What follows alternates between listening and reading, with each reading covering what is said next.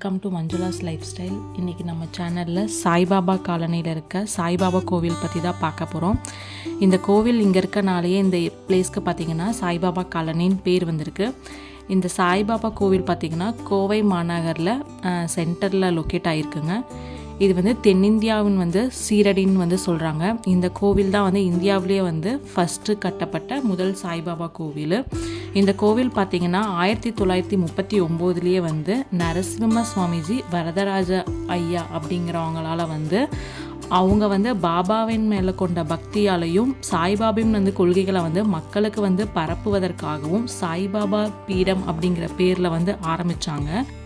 இந்த கோவில் பார்த்திங்கன்னா நாகசாய் கோவில்னு சொல்கிறாங்க. இதுக்கு ஒரு வரலாறு இருக்குங்க. 1943 சாய்பாபாவுக்கு பூஜை பண்ணும்போது என்ன பார்த்திங்கன்னா, அப்போ சாய்பாபா திருவுருவ படத்துக்கு முன்னாடி ஒரு நாகம் தோன்றி, அந்த நாகம் பார்த்திங்கன்னா சுமார் 15 மணி நேரம் அதே இடத்துல இருந்து சாய்பாபாவுக்கு பூஜையும் பஜனைகளையும் மக்களுக்கு எந்தவித அச்சுறுத்தலுமின்றி பார்த்ததாகவும், அதுக்கப்புறம் அந்த நாகம் பார்த்திங்கன்னா புற்றே இல்லாத இடத்துல மறைஞ்சதாகவும், அதுக்கப்புறம் அந்த இடத்துல புற்று உருவானதால் இந்த கோயிலை பார்த்திங்கன்னா புற்றுக்கோவில்னு சொல்கிறாங்க.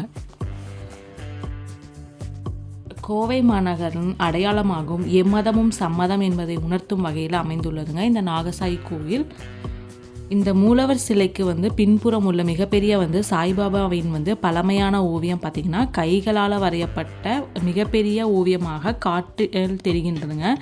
இந்த இன்றைக்கும் அந்த கோயில் நிர்வாகத்தினர் பாதுகாத்து வருகின்றனர். அதே மாதிரி இந்த கோவிலை மத வேறுபாடின்றி அனைத்து மதத்தவர்களும் வழிபடுறாங்க. அதே மாதிரி இந்த கோயிலில் இருக்க துணி பார்த்திங்கன்னா ஷீரடியிலேருந்து கொண்டு வரப்பட்டது. அது இன்னைக்கு வரைக்குமே மிக பரிசுத்தமாக பாதுகாக்கப்பட்டு வருகின்றது. அதிலிருந்து எடுக்கப்படுற உதி பக்தர்களுக்கு பிரசாதமாக வழங்கப்படுதுங்க. அதே மாதிரி ஒவ்வொரு வியாழக்கிழமையும் பார்த்திங்கன்னா சாய்பாபா தங்கத்தேரில் பவனி மக்களுக்கு காட்சி தருகின்றார். இந்த கோவிலில் பாபாவின் தரிசன தினம், குரு பூர்ணிமா, ராவணவமி, விஜயதசமி உள்ளிட்ட எல்லா விசேஷங்களுக்கும் ஹோமமும் சிறப்பு பூஜைகளும் அதே மாதிரி மக்களுக்கு அன்னதானமும் பிரசாதமாக வழங்கப்படுறாங்க.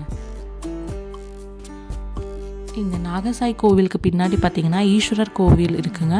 இந்த கோவிலோட கட்டடக்கலை சிறப்பாக இருக்குங்க. இந்த நாகசாய் மந்திர் கோவை காந்திபுரத்துலேருந்து 3 கிலோமீட்டர் டிஸ்டன்ஸில் மேட்டுப்பாளையம் போகிற வழியில் லொக்கேட் ஆகிருக்குங்க. இங்கே காந்திபுரத்துலேருந்து 24 ஹவர்ஸ் பஸ் ஃபெசிலிட்டிஸ் இருக்குங்க.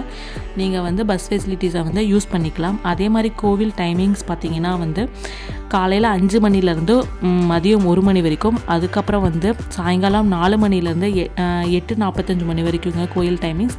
வியாழக்கிழமை மட்டும் பார்த்திங்கன்னா நைட்டு 10:30 மணி வரைக்கும் கோயில் ஓப்பனில் இருக்குங்க. வியாழக்கிழமை சாய்பாபாவுக்கு உகந்த நாள். நீங்கள் அந்த கிழமையில் சாய்பாபாவை வழிபடலாம். தேங்க்யூ ஃபார் வாட்சிங் மஞ்சுளாஸ் லைஃப் ஸ்டைல். எங்கள் சேனலை சப்ஸ்கிரைப் பண்ணுங்கள். பக்கத்தில் இருக்க பெல் பட்டனை கிளிக் பண்ணிக்கோங்க. அப்போ தான்